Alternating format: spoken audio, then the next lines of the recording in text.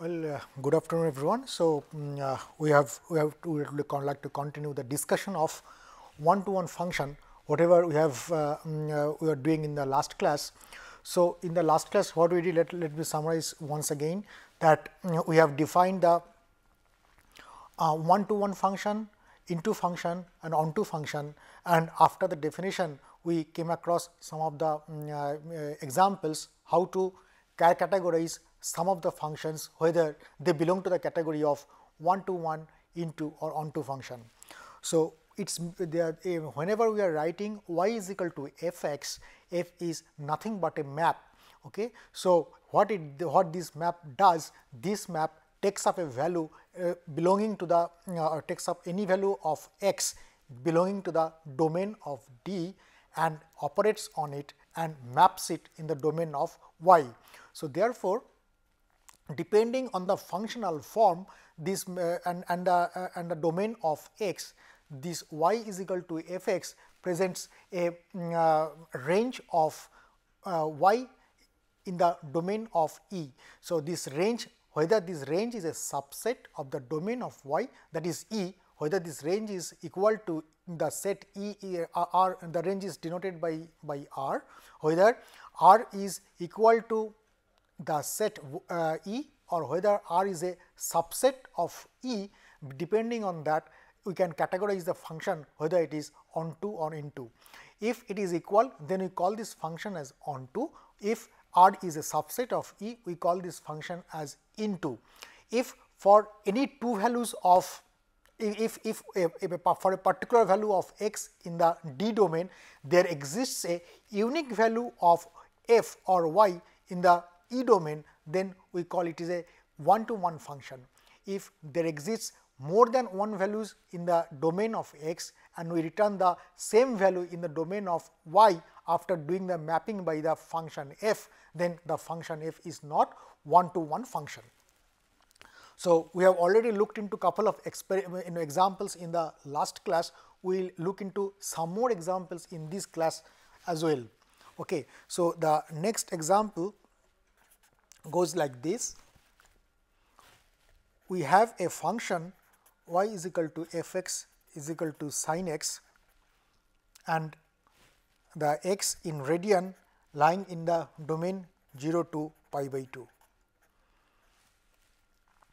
Therefore, the domain of x is D is the domain of x,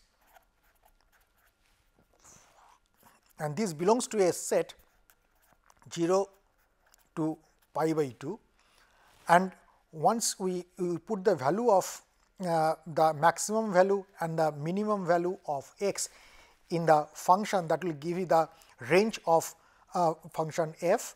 So, for x is equal to 0, y is equal to sin 0, and that will be equal to 0.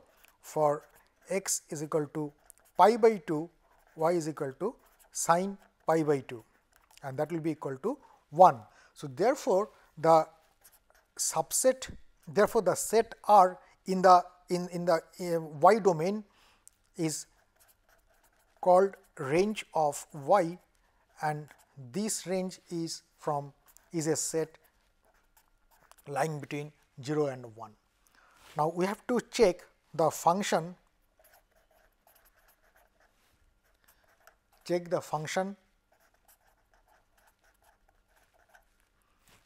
f onto, into, or 1-to-1 depending on several situations. Number 1, if E is lying between 0 and pi by 2. Number 2, if E is lying between 1 and 1.57, and third is if E lying between 0 to pi, that is 3.14.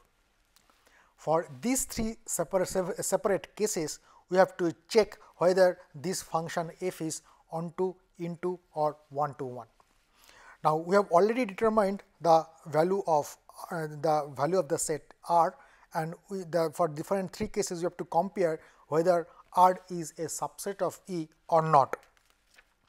So, let us consider the first case, case 1, E is 0 to pi by 2, that is 0 to pi is 3.14 divided by 2 is 1.57, whether my subset R is from 0 to 1.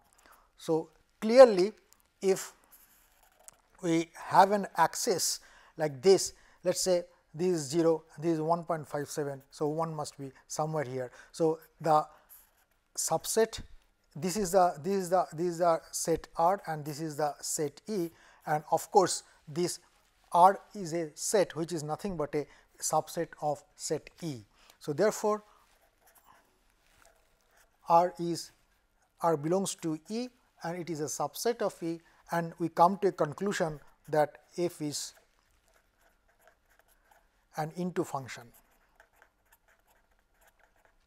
Although the sine function is a periodic function, but so therefore, it will repeat its value for different periods of pi, but since the domain of x is from 0 to pi by 2.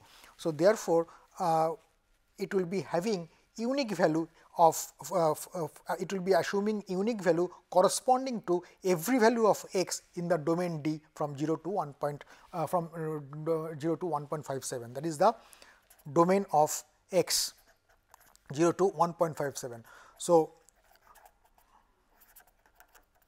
for every value in this domain 0 to 1.57, sin x will be having a unique value, it will not be having a periodic value. It will not be periodic, means after a particular value of x, it will be assuming the same value. That is not the case in this particular problem, because the domain of x is not from more than pi 3.14, it is from 0 to 1.57. So, within this range of 0 to 1.57, for every value of x, there will be existing a unique value of y. That is why the function f is 1 to 1 function.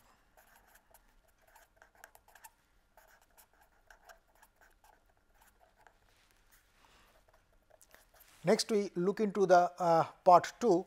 In part 2, your E is basically 1.5 lying between 1 and 1.57, and range of y is basically from 0 to 1. Okay. So, we cannot say that E is a subset, because this portion, let us say 1 to 1.57, this is E, and from 0 to 1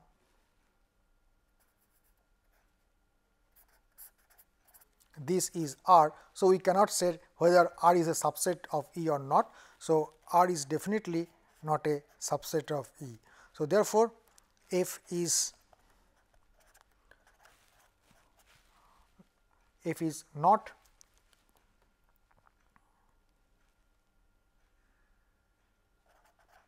an into function,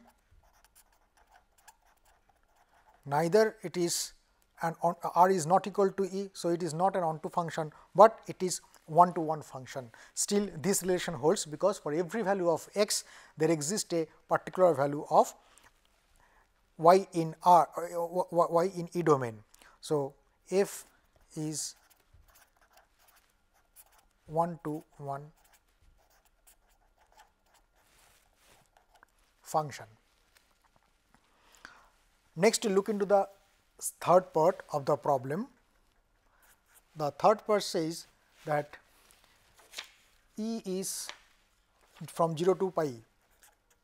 The set E is from 0 to pi, means 0 to 3.14, and in this case the range is from 0 to 1, and of course 0 to 1 is a subset of E. So, therefore, R is a subset of E, and hence f is an onto function, an into function, and of course, it is 1 to 1. This is an into function for this particular case, and it is as well as one-to-one function. Okay. Now, let us go to the next problem. The next problem is again we consider a function y is equal to f x, and f x is an exponentially decay function e to the power minus x, and x belongs to the domain 0 to infinity. So, therefore, domain is not d is nothing but from 0 to infinity. Now, we have to check the whether f is onto, into or one-to-one for the for the domain of E from 0 to 1. This is given. If that is the case, first step will be, let us find out what is the range of y. The range will be obtained by putting the value, maximum value and the maximum value and the minimum value of x in the expression. So, for x is equal to 0, y is equal to 1, for x is equal to infinity, y is equal to 0.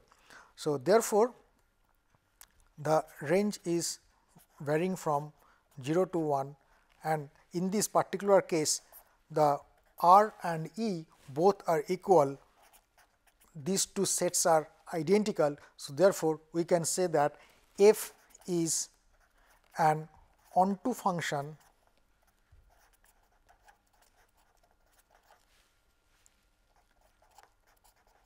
in this problem. Okay. So, next example I can take from part 2 of this problem.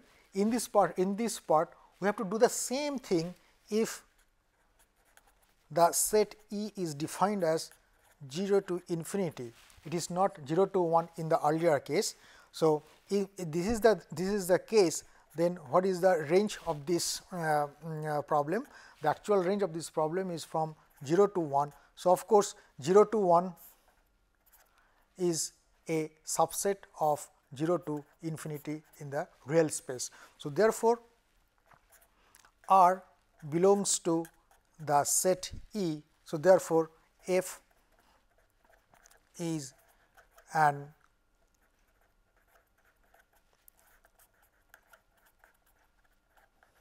into function.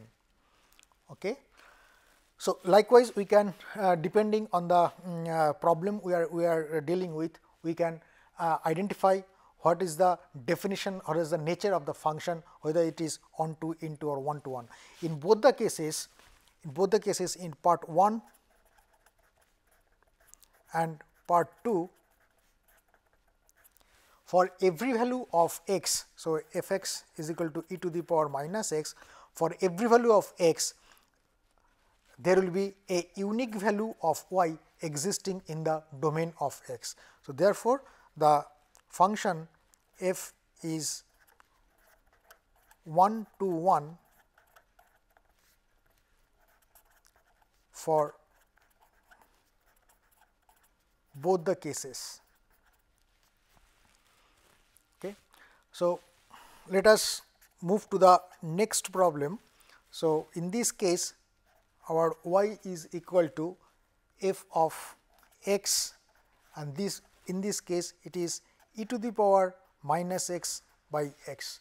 So, there will be a non-singularity in this case, and the non-singularity is at x is equal to 0, and the domain of x is given as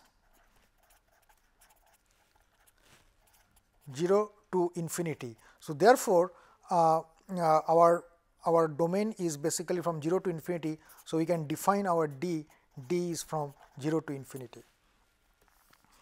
Now, depending on the value of set y, we have to check the categorization of the function f. For case 1, E is a set 0 to 1. So, in this case, now let us find out for the range of what is the range of y. So, minimum the x belongs to, so minimum value of x is 0 and the maximum value of x is infinity. So, therefore, for x is equal to 0, y is e to the power minus 0, that is 1 divided by 0. So, it is infinity, and for x is equal to infinity, y equal to e to the power minus infinity divided by infinity. So, it will be very small number. So, it will be 0. So, range of y is a set lying between 0 to infinity. Now, our in this case R is from E is 0 to 1 and range is 0 to infinity. So, therefore, it is not. So, the set E is basically a subset of R, not the other way around. So, therefore, R is a bigger set, R is not a subset of E. So, therefore, it is not. So, function f is not an into function, neither it is an onto function,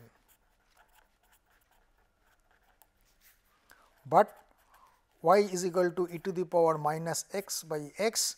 In the domain of x from 0 to infinity, it will be having a unique value. For every value of x, y will be having a unique value. So, therefore, f is a 1 to 1 function. Now, in case 2, our E is 0 to infinity, and we have already proved that our range is also from 0 to infinity. So, in this case R is equal to exactly equal to E. So, therefore, f is an onto function, and of course, it is 1 to 1.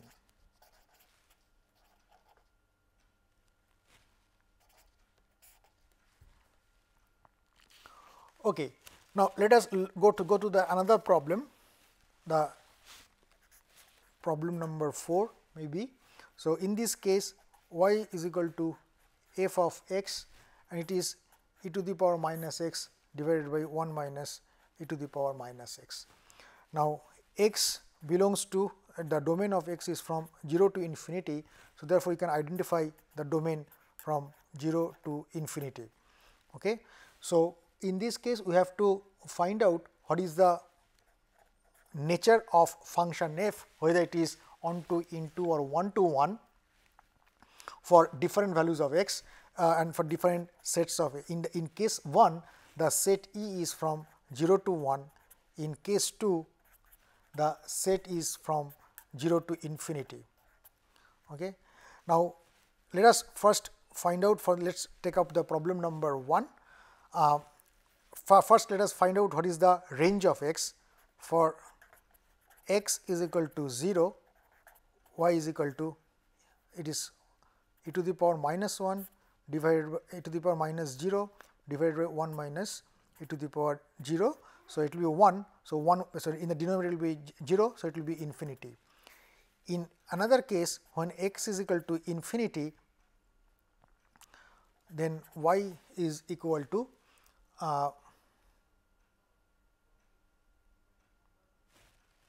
okay. In the case when x is equal to infinity, the y is equal to e to the power in minus infinity and 1 minus e to the power minus infinity. So, this will be 0, this will be 1 minus 0, so this will be 0. So, domain, so R is also from 0 to infinity. So, in case 1, R is a bigger set compared to E. So, therefore, R is not a subset of E. So, therefore, f is not an into function, it is neither an onto function, but it is 1 to 1, because for every value of x there exists a particular, for every value of x there exists a unique value of y. Let us go through the second part. In this part, E is equal to 0 to infinity. So, therefore, and R is also 0 to infinity. So, in this particular case, E is equal to R, rather R is equal to E. So, therefore, f is an onto function, and of course, it is an 1-to-1 function, because whether it is onto or into, but for every value of x there exists a unique value of y. So, therefore, it is a 1-to-1 function as well. Next, we talk about a very important concept, that is the completeness of space and convergence of a sequence, and the basic definition of convergence, and let us try to understand what is meant by the convergence. So, that has something related to the completeness of space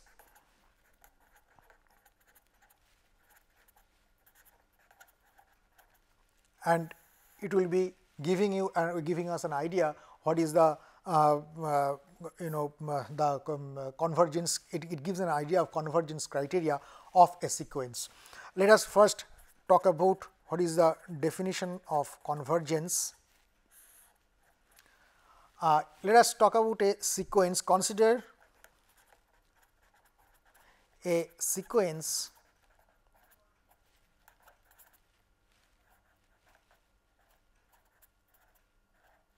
UK. It is a sequence of vector. So, UK is a sequence of vectors, and we talk these vectors, they converge to U star, that is in metric space,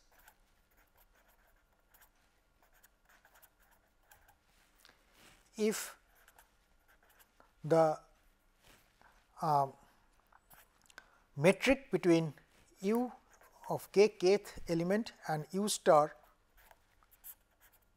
tends to 0.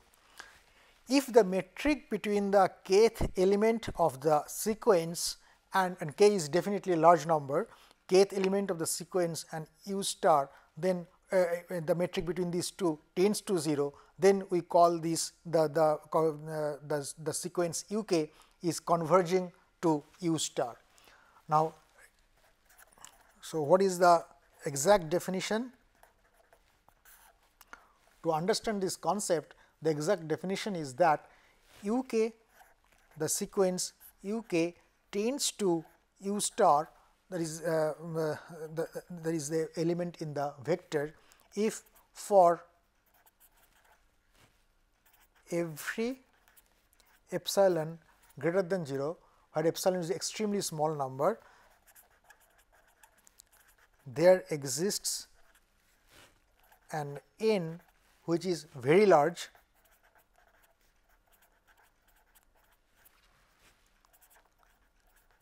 such that metric between U and UK should be less than equal to epsilon for all values of k greater than n, that is, if k tends to infinity, metric between U and UK should be tending to 0. So, that is the definition of actual convergence of a sequence UK. We call that this sequence is a converging sequence for there exists a very large number of n for which the metric between the sequence UK and U star should be less than epsilon. Epsilon is extremely small number, but it is positive, extremely small positive number. This relationship, this metric holds for every value of k where k is very large. very large, k is greater than n, where n is very large.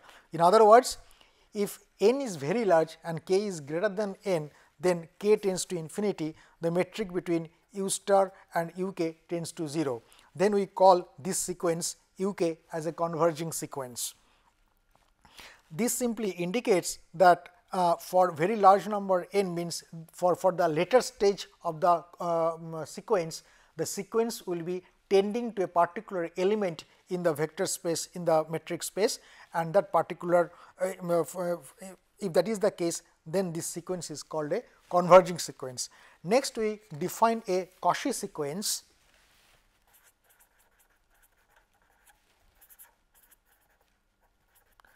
The Cauchy sequence, let us say uk, we call that sequence as a Cauchy sequence if uk is a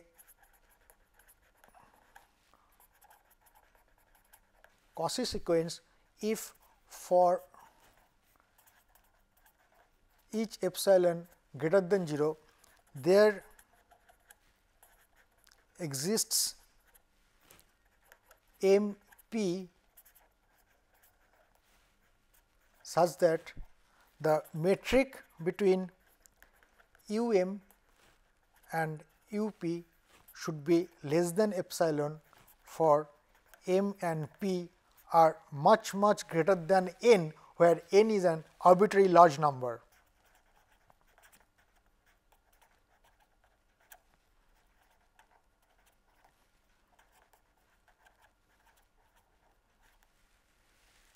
Okay. So, then this sequence is called a Cauchy sequence. So, what is the fundamentals behind this idea is that in this case we are talking about the sequence u1, u2, u3 like um, p,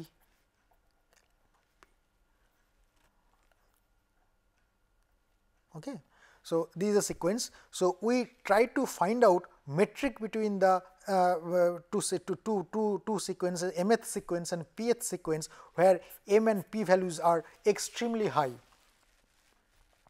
So, in that case, for very large number, for if you have a sequence of functions at a very later on stages, for a large value of n, the metric between the two sequences will be extremely small. That means they will be less than epsilon. The epsilon is a large, is a small positive value, and they will be converging to a particular value.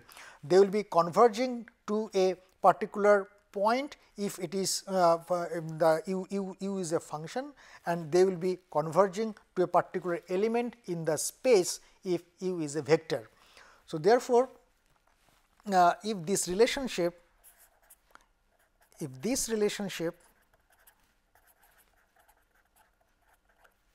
is true for every m and p, for every element um and up in the sequence, the sequence is termed as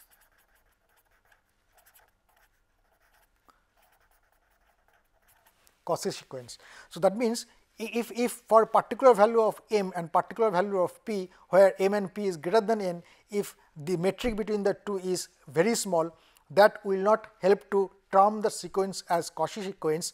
For every value of m and p, where m and p both are large number, that means for a very large number of n, that means the elements in the later positioned sequence, they are, for every value of m and p, the metric between the two will be extremely small. That means they will be converging at that point for very large number of n. Then the sequence is called a Cauchy sequence. Once we know the definition of Cauchy sequence, then we will be able to define the complete space X. Let us define the complete space X. The metric space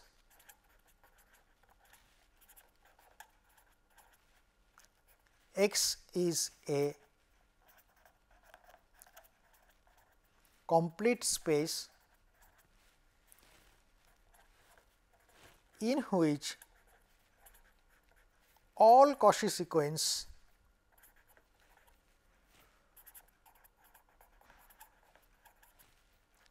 in X converges to points or elements in X. Now, they will be converging to points if we talk about functions. They will be converging to elements if we talk about vectors. So, we call that space a complete space if all the Cauchy sequence in that particular space X converges to points or elements in X, then only that particular sequence is qualified to be termed as a Cauchy sequence, and the space is called a complete space. Now, let us look into an example. In this example, we consider a sequence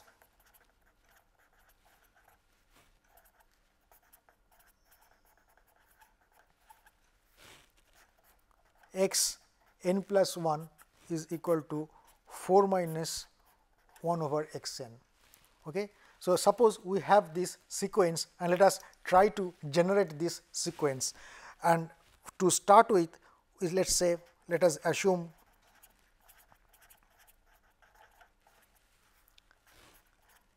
x 0 is equal to 1. Okay.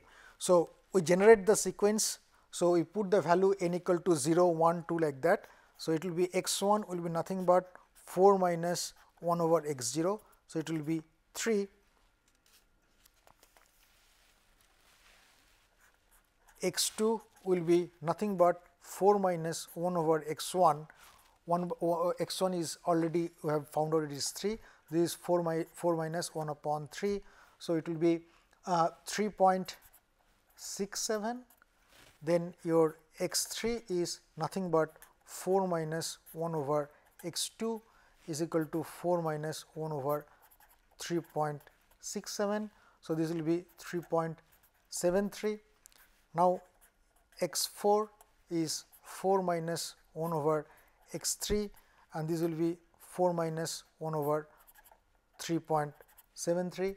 So, this will be 3.7319 and x 5 is 4 minus 1 over 3.7319 and this will be 3.732. So, the sequence, so from this calculation we can observe that the sequence, the metric between the two sequences, consecutive sequences, let us say 4 and 5, 3 and 4, 4 and 5, 5 and 6, the metric between them two means the distance between the two of them will be extremely small and it will be extremely small epsilon, which is greater than 0. So, sequence is getting converged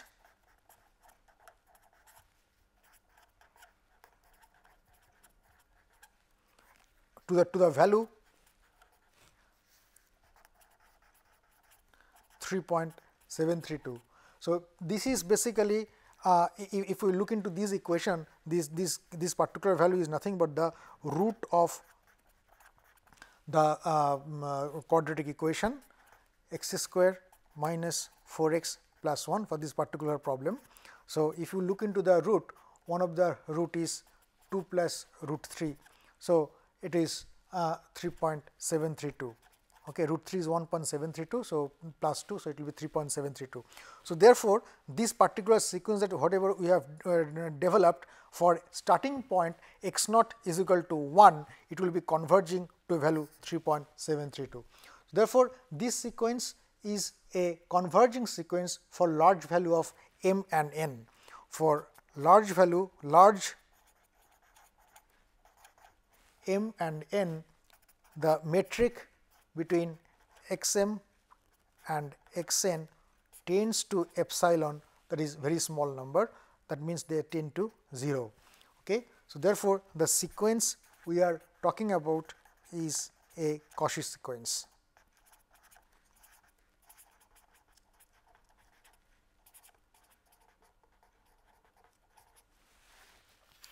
Okay. So, now let us look into the example number 2, where in this example we are talking about a sequence which is not a Cauchy sequence. So, we consider the sequence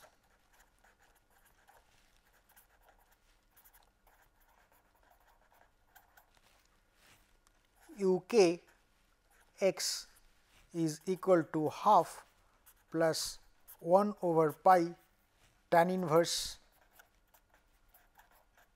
k x. Let us talk about this sequence where k is an integer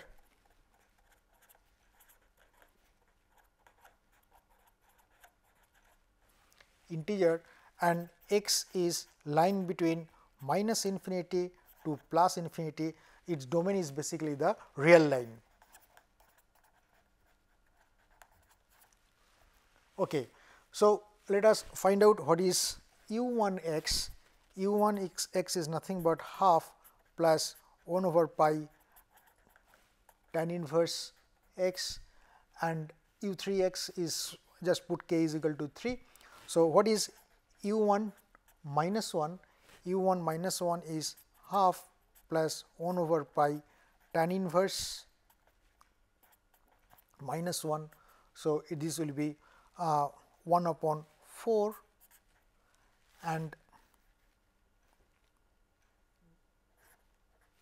u1 for the value x is equal to 1, this will be half plus pi by 4. So, 1 by pi will be cancelling out.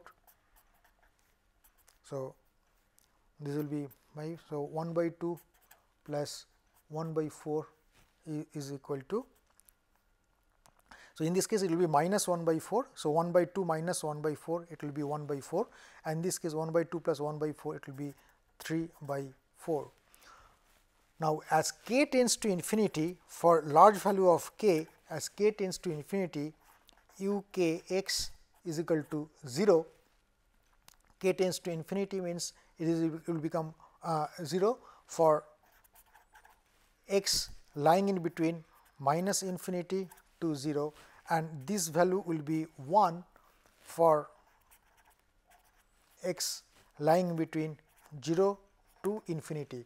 So, therefore, if we plot this sequence, if u is in this direction and x is in this direction, then we have minus infinity here, we have plus infinity here.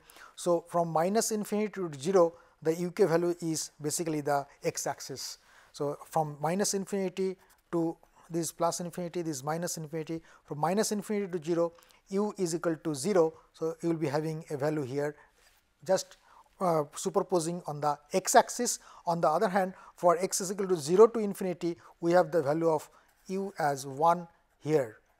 So, therefore, this sequence is not at all a converging sequence. It does not converge to a point in the space, rather than it assumes two different values. In one domain of the space, it is assuming a value 0, in another domain it assumes a value 1. So, it is not a converging sequence, though. So, the conclusion is that the sequence u k is not a converging sequence,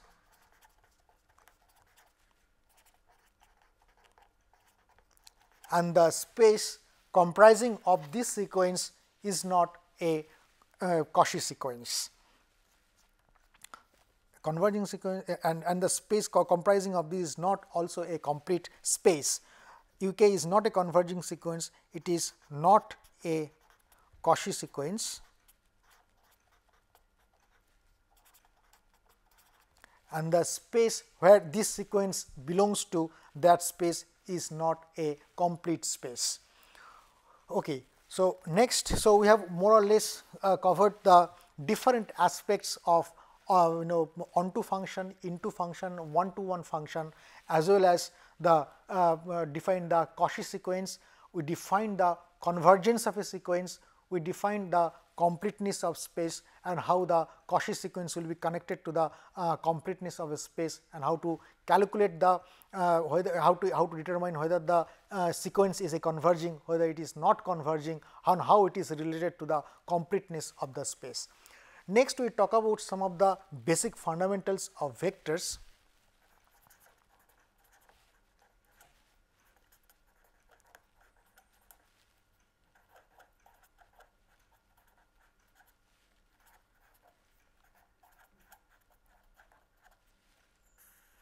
This will be very important as we go along with this course.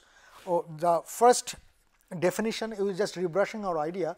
The first definition is called a functional. What is a functional? Functional is a map that assigns scalar value to a vector. That means, it is a map that assigns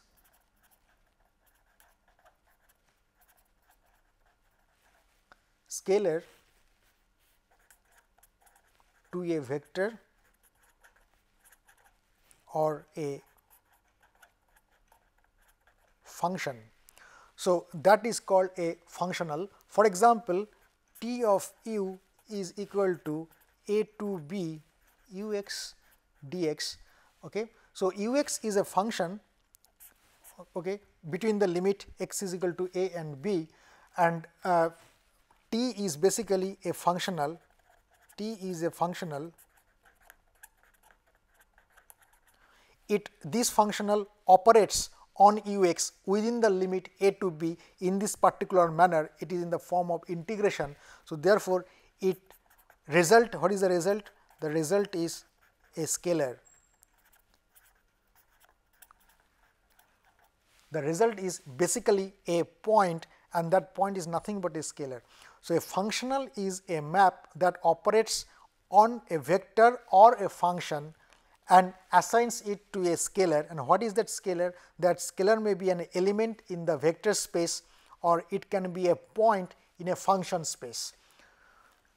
Then we talk about an operator and a linear operator.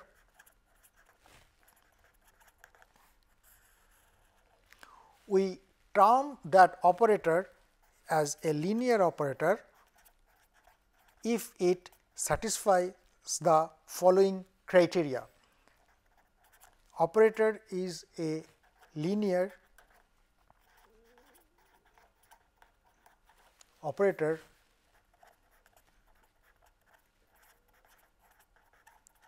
if it obeys T alpha u1 plus beta u2 is equal to alpha T u1. It's basically T alpha u1, and alpha being a scalar, it will be coming out of the functional. So, in more generalized form, it should be T alpha u1 plus T beta u2, and both alpha and beta are arbitrary scalars. So, therefore, since they are scalar, they will not take part in the operation or the mapping of the functional, then they will be coming out of the functional. So, it will be alpha T of u1 plus beta T of u2. If this relationship is obeyed, then the operator T is called a linear operator, and T of u is equal to 0 if the function or vector is itself is a 0 vector. Once we define the linear operator, then we will be in a position to define the linear combination of vectors.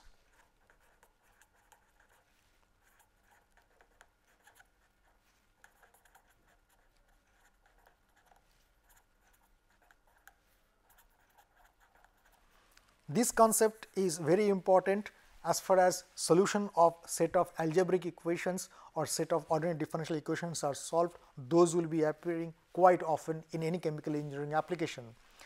So, what is the let us consider n number of vectors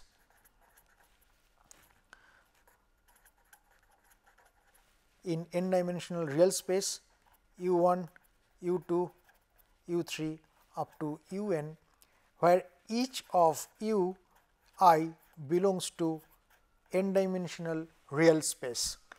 Then we call this combination alpha 1 u1 plus alpha 2 u2 plus alpha 3 u3 plus alpha n un is called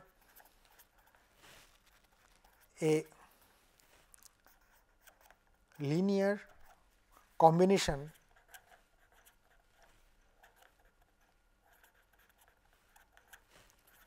of all ui's if alpha is are scalar.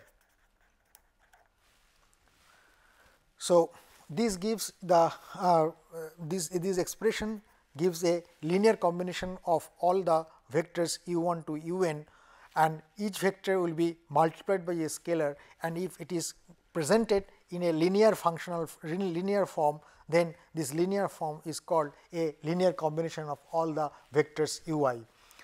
Now, there is something called trivial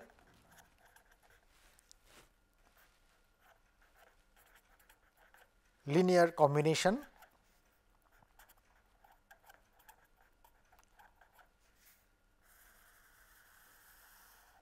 We call that combination as a trivial linear combination if all the alpha i's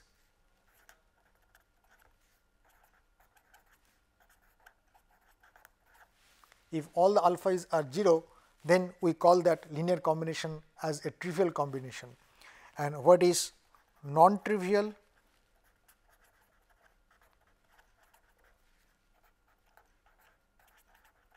linear combination? Non-trivial linear combination is that combination where at least one alpha I is non-zero.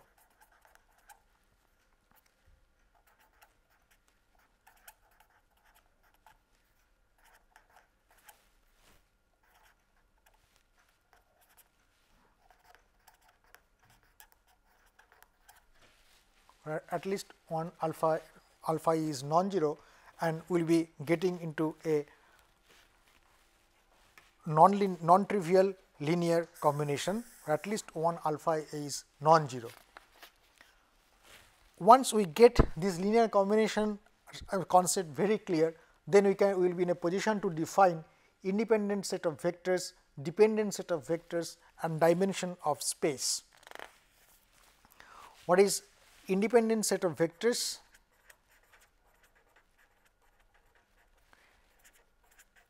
Independent set of vectors, for example, if we consider the class of sequence of n number of vectors u1, u2 up to un, so that they belong to n dimensional real space, and consider the linear combination alpha 1 u1 plus alpha 2 u2 plus alpha 3 u3 plus alpha n un is equal to 0. If this relationship holds for all values of, if all alpha i's are 0 for the above equation,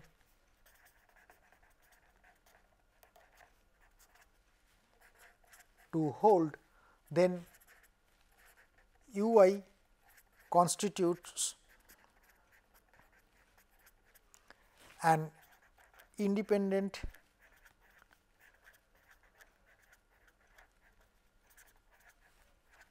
set of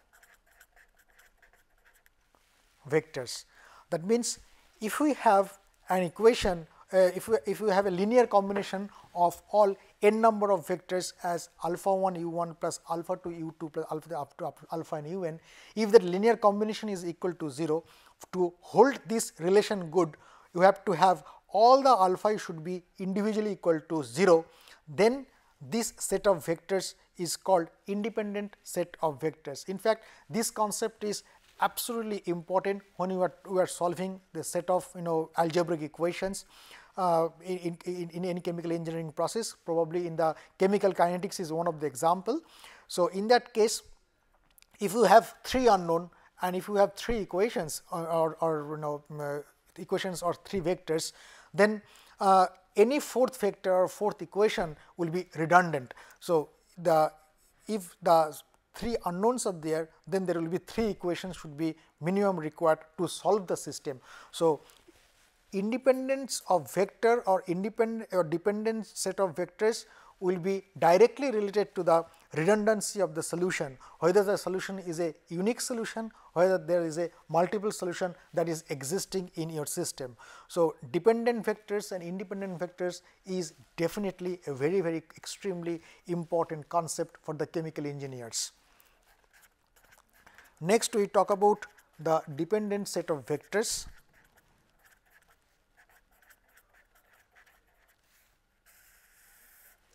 In this case, if at least one alpha I is non-zero, to hold the above equation, this is the equation,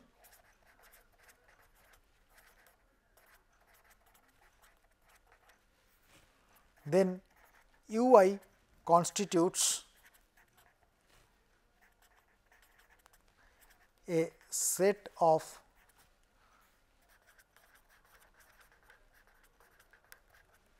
dependent vectors. So, again the dependent vector, independent vector, there is a they are related to the redundancy of the system and uniqueness of the problem. Okay. Next, we talk about the dimension of space. We will look into actual chemical engineering applications after defining all these concepts clearly.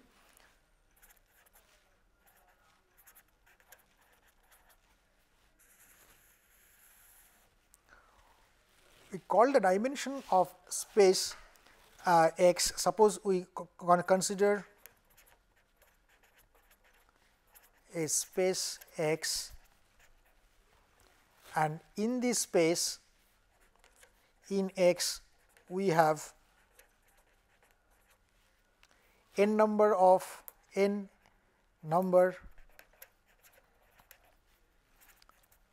independent vectors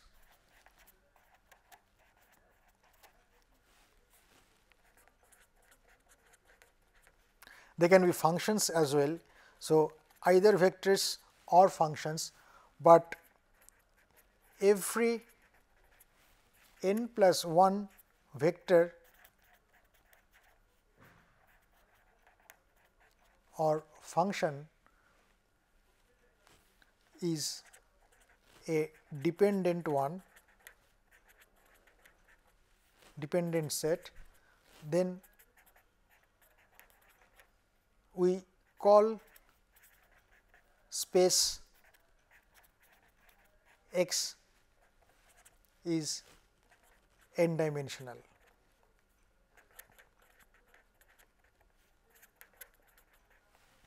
So, therefore, if we have a 3-dimensional space, then we have to have a 3 independent vectors.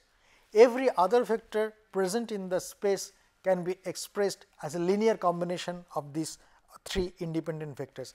This simply means, so therefore, the dimension of the space is n. So, fourth vector n plus 1th vector, the fourth vector will be, since for a space, for a 3-dimensional space, the fourth vector can be expressed as a linear combination of the 3 independent vectors.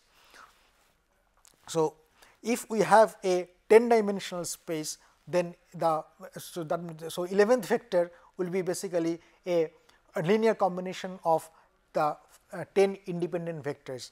Suppose this will be having a typical application in case of chemical engineering application in case of chemical reaction system. Suppose we have a chemical reaction system having there are around 10 number of species involved. So, therefore, if we like to solve the composition of the all the species after the reaction, then probably we will be writing 10 number of equations, then 10 independent equations we must be having in order to solve this set of equations of 10 set of system of 10 unknowns. Any 11th equations that we may write for whatever overall mass balance of or whatever balance, the 11th equation will be a redundant one. So, you must be having total number of, so it has a direct relationship to the degree of freedom of the system. So, whatever the degree of freedom in your system, you must be maintaining that. So, if you have a 3 unknown system, you must be having 3 equations. So, correspondingly the dimension of the space is very important, that directly dictates the number of equations you are going to handle, and if you would like to form any equation that will be characterizing the system beyond the dimension n, then you will be over specifying the system, or that reduction the equation becomes a redundant one. So, we will be in the next class we will be looking into how to test whether a set of equations, set of vectors are dependent vectors or independent vectors, and how they are related to the chemical engineering systems, and what are the different characteristics of these vectors, whether they are orthogonal vectors, orthonormal vectors, if and how they will simplify the whole route of the calculations procedure, and we will look into all these aspects in the next class. Thank you very much.